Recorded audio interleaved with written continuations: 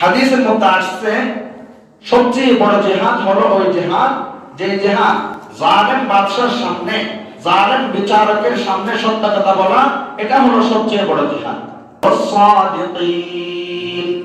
মুত্তাকিদের আরেকটি বড় গুণ হলো যারা মুত্তাকি তারা সার্বক্ষণিক সত্য কথা বলে।